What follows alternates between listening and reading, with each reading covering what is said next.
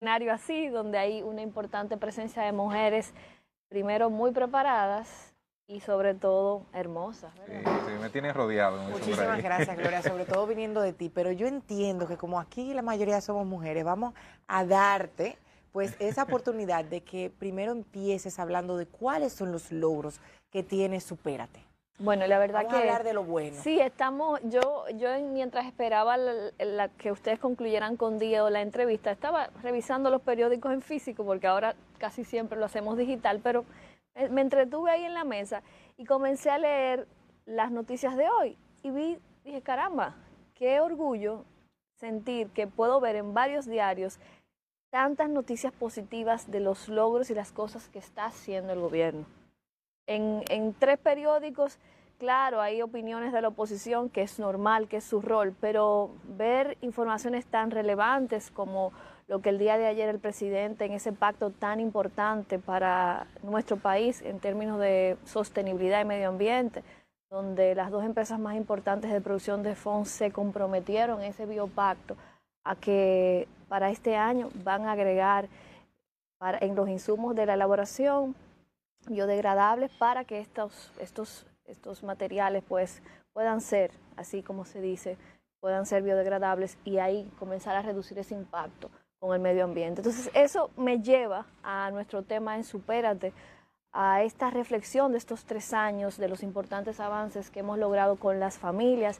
Y yo diría que el principal logro que podemos exhibir es que en el 2022 la pobreza se redujo en un 2%, a pesar de pandemia, a pesar de la crisis económica.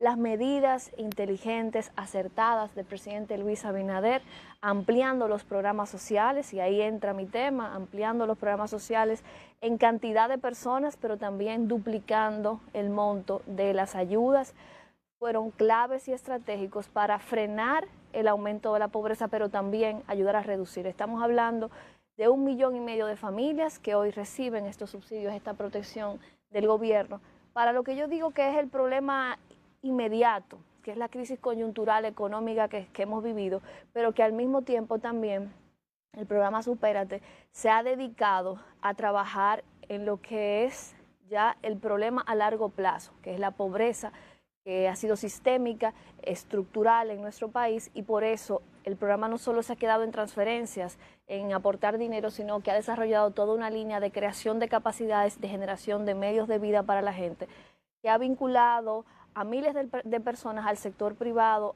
como empleados, ha graduado a personas, estamos hablando ya de cerca de 50,000 personas que ya no están recibiendo las ayudas porque hemos validado que están en condiciones de tener autonomía y no depender de estas ayudas, y al mismo tiempo una capacitación de cerca de 250,000 personas en cursos técnicos vocacionales junto al Infotep. Entonces, si vemos esos números en grandes rasgos, vemos que hay una mirada completa e integral de lo que es la lucha contra la pobreza, que no se ha quedado solo en darle el dinero a la gente, porque claro que había que dar el apoyo, porque estábamos en medio de una crisis, había que ampliar los programas, pero al mismo tiempo estábamos trabajando al mediano y largo plazo, creando capacidades en formación. Ustedes han visto los programas que tenemos con las mujeres emprendedoras, que ha sido muy notorio y muy visible, los programas también de acompañamiento a las familias, porque hay problemáticas en las familias que necesitan el apoyo del Estado, como es el tema de embarazo en adolescentes, con los programas que tenemos junto a Infotep y el Gabinete de Niñez,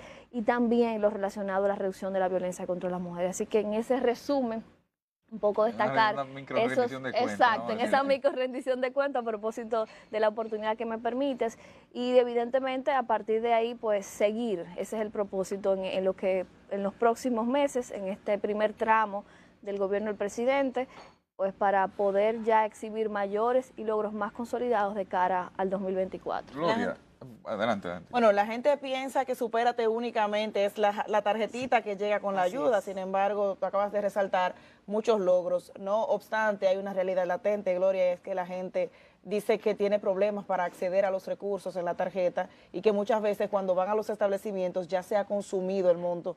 ¿Qué es lo que ha estado pasando con esto? Bueno, lastimosamente hemos tenido una situación vinculada al plástico que paga la tarjeta, porque lo digo así para hacerlo muy llano y muy gráfico, claro, muy claro, porque para entender, Lamentablemente para mí, como gerente y directora de Supérate, yo tengo una institución que se llama como una tarjeta. Y todo lo relacionado a esa tarjeta se puede entender que tiene que ver con nuestra institución. Pero la realidad es que la gestión de la tarjeta depende de otra institución y del sistema de bancos, una mezcla, un sistema mezclado entre varios actores que son parte del sistema de subsidios. Y lo que ha sucedido es que a raíz de un heredado proceso de desactualización de tecnología, o decirlo más llano, de tecnología obsoleta que encontramos, estamos hablando de una tarjeta con banda, que hace años que no existe en el mercado de la República Dominicana, en el país, en el sistema bancario. Es una tecnología muy vulnerable y eso, combinado con el avance que ha tenido en la tecnología, el ciberdelito, y ya hace 3 años aquí no se hablaba de chispero y tarjetero. Eso es algo nuevo, que se combinó con una debilidad del sistema y permitió que situaciones como la que vivimos el año pasado, de fraudes, afectaran a cientos de familias, miles de familias, pero que haciendo un ejercicio de mucha transparencia y de responsabilidad, el gobierno inmediatamente sucedió, dio la cara, se les repusieron los fondos a las familias y eso devolvió la tranquilidad a las familias. En el caso de este año hemos tenido algunas situaciones técnicas que las ha explicado la ADES, vinculadas al proceso de cambio de tarjeta, porque nos embarcamos en ese desafío de cambiar 1,5 millones de tarjetas del parque completo. O sea, estamos hablando de un volumen logístico impresionante. O sea, lo que tú hablas de 1,5 millones es mucho. Permíteme insertarte ahí un caso que me hacen llegar. Y me dicen, ¿por qué a los beneficiarios de la tarjeta, que duraron más de 1 año sin el plástico, porque le fueron hackeados, se la cambiaron, durante ese tiempo estuvieron sin acceso a tener el dinero de la misma? Cuando le entregan el plástico, solo le ponen 1 mes del dinero. No es así. Bueno, hay personas, puede ser, no, pero claro, lo que nos pasa también es que un caso se piensa como que es la generalidad. O sea, tenemos casos de personas, y la ADES lo anunció a mitad de año, que tenían hasta 5 depósitos en su cuenta y se le entregó todo el dinero, incluso se hicieron pagos en el banco de reservas. O sea, hay personas que recibieron 10,000 pesos completos de los meses acumulados, porque lo que sucedió fue que al bloquearse las tarjetas y no tener en el mercado local las tarjetas nuevas con chip, no se podían sustituir. Tiene que ver este suministro de las tarjetas de una empresa internacional. Los lotes son lotes que se entregan cada ciertos días, o sea, cada 40 días llega un lote de 40,000 tarjetas. O sea, cambiar 1,5 millones de tarjetas, ninguna empresa que produce tarjetas tiene en un almacén. Estas son las tarjetas, 1,5 millones de tarjetas, mándamela. No. ¿Cuántas ya han logrado reemplazar? Estamos ya cerca de las 300,000 tarjetas que se han reemplazado. Entonces, en estos casos, tienen que hacer la reclamación para validar la situación que tienen sus tarjetas. Porque una cosa es personas que tuvieron el plástico bloqueado y que todos los meses, como el gobierno siempre transfiere mensualmente, o sea, el gobierno no deja de transferir. La situación ha sido que o les roban la tarjeta, el dinero de la tarjeta, o tiene un problema la tarjeta del plástico.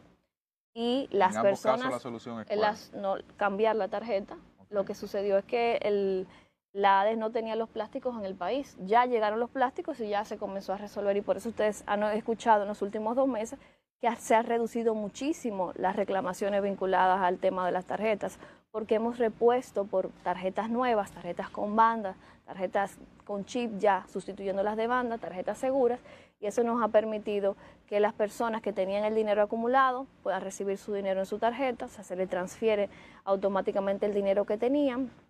Y en el caso de quienes no tenían tarjetas y se le transfirió al Banco de Reserva en el mes de abril y mayo, cuando los plásticos no estaban todavía en el país, lo que hicimos fue que le sacamos un pago mediante remesas Banreservas y las personas pudieron retirar su dinero en efectivo. O sea, que hasta fue mejor para algunos, porque en vez de tener el dinero para la compra, como dicen, pudieron tener el dinero como una especie de ahorro. ¿Y dónde se reclama en esos casos? Tienen que dirigirse a las oficinas del .gov o a las oficinas de la ADES, las delegaciones de la ADES. A propósito de esas oficinas, recientemente, bueno, hace aproximadamente un mes estuve por allá y una de las quejas de muchas personas era el trato que estaban recibiendo por parte del personal en esas oficinas. ¿Ha habido algún tipo de control en esto? Bueno, ese es uno de los desafíos más importantes que tiene el sistema de servicios de subsidios, porque ahí están oficinas de ADES, del Gabinete Social, de Supérate y las oficinas del Punto Gov en esos centros.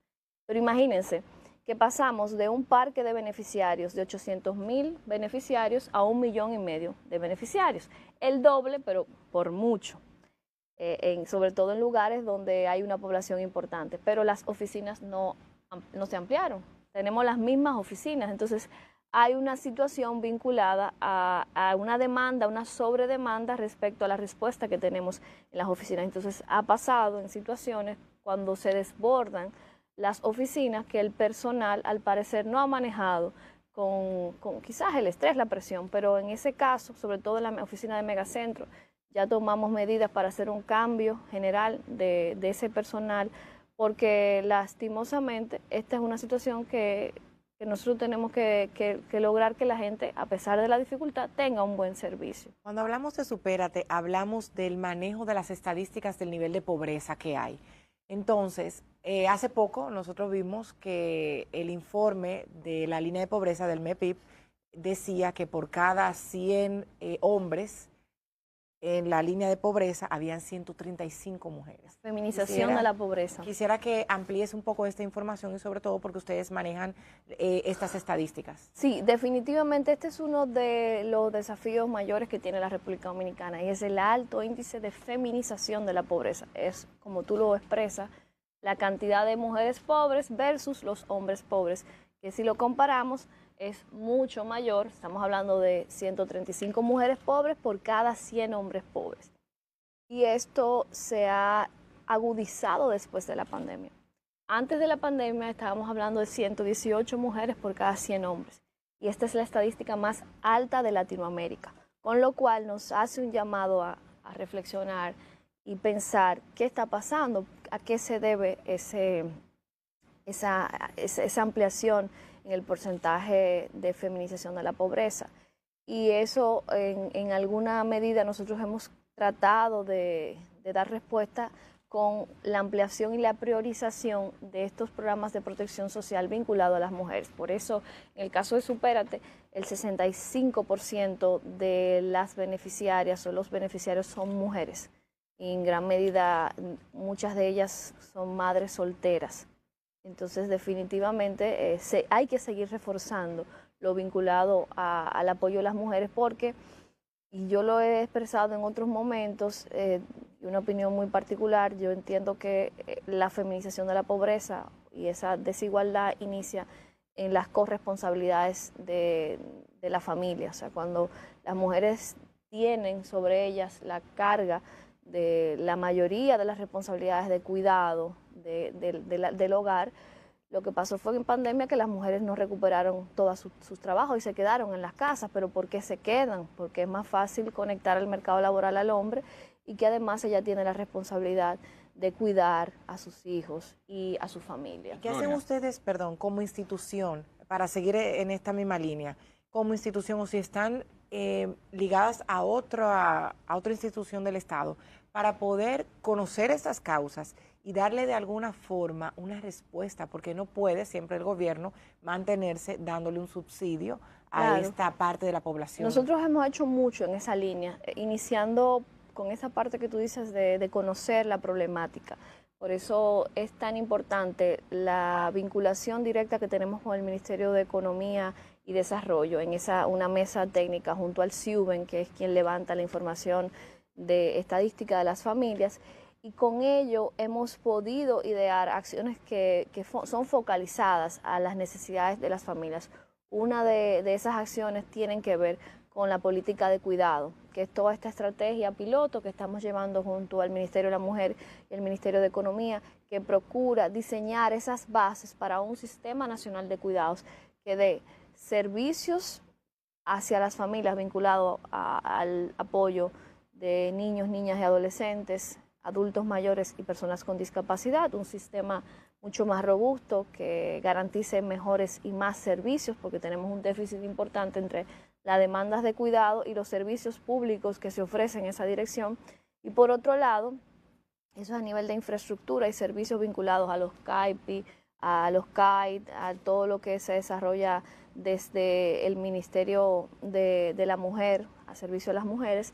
Y luego está esta novedad que ya la hemos socializado y que ya espero que a fin de año podamos mostrar resultados tangibles, que es la red de cuidadores y cuidadores, que son esas personas que estamos entrenando y que se están organizando mediante cooperativas para que puedan ir a las familias, a los hogares, a dar ese soporte a esas mujeres, a esos hombres que tienen necesidades de cuidado importantes y que no pueden ser llevados a un centro, porque tú dices, bueno, pero si tú tienes los centros para adultos mayores, ¿por qué tú no los llevas allá? Bueno, pero de repente tú tienes familias que tienen un adulto mayor en una condición de dependencia que no puede trasladarse, igual a una persona con discapacidad. Entonces, la idea es poder crear también esa oferta de servicios garantizada desde el Estado, pero que también genere empleos, porque estaríamos hablando de personas que van a ser contratadas como cuidadores y cuidadoras, y que de alguna manera también fortalece ese dinamismo de economía y reducción de la pobreza, porque la idea es que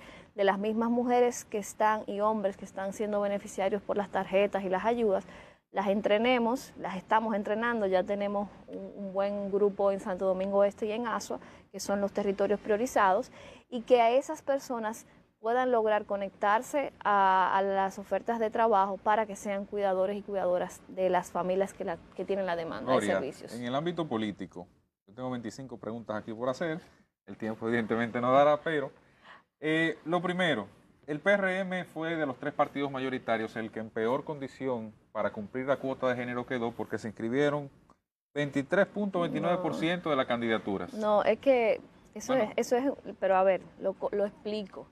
Ese es un porcentaje basado en las personas que se inscribieron, no en las posiciones que hay en los diferentes niveles de elección. Para que tú tengas una idea, por ejemplo, mujeres aspirantes a diputadas en el PRM se inscribieron 97. Eso es mucho más que la cuota. ¿Y hombres cuánto?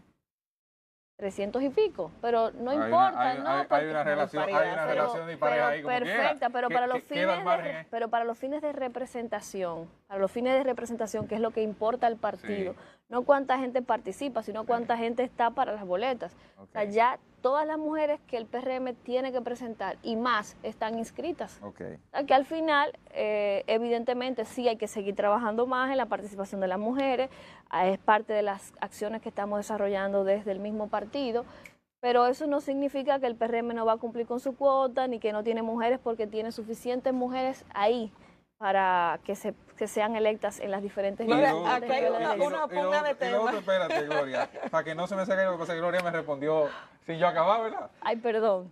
Gloria es la jefa política, a ella no le gusta que yo lo diga así, pero ¿de quién? el trabajo así lo ha llevado. Gloria es la jefa política de la circunscripción 5, por lo menos, de la provincia de Santo Domingo, que comprende Pedro Brán y Los Alcarrizos.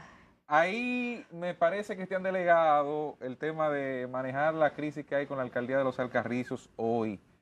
¿Cuál es el propósito de la reserva? ¿Esa reserva es para Junior Santos? ¿Esa reserva es para Cristian? ¿Cuál es el propósito de esa reserva de la alcaldía de Los Alcarrizos? ¿Y cómo Gloria ha tenido que manejar esas aguas en estos días? Bueno, tú sabes que yo tengo mucha incidencia. Yo no diría que la jefa política, pero eso anótamelo a mí. Tengo mucha incidencia en la zona porque fui diputada y evidentemente ahí, como hay una reserva, tenemos algunas situaciones vinculadas a nuestro liderazgo, porque hay varios compañeros que tienen la intención de ser electos en esa plaza.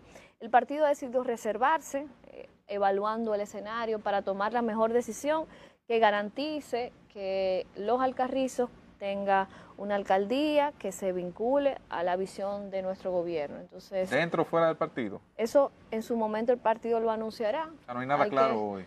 Todavía no hay nada oficial sobre este tema y en mi caso, como miembro de la dirección ejecutiva del partido, pues lo que me toca es esperar que el partido oficialmente anuncie esa decisión.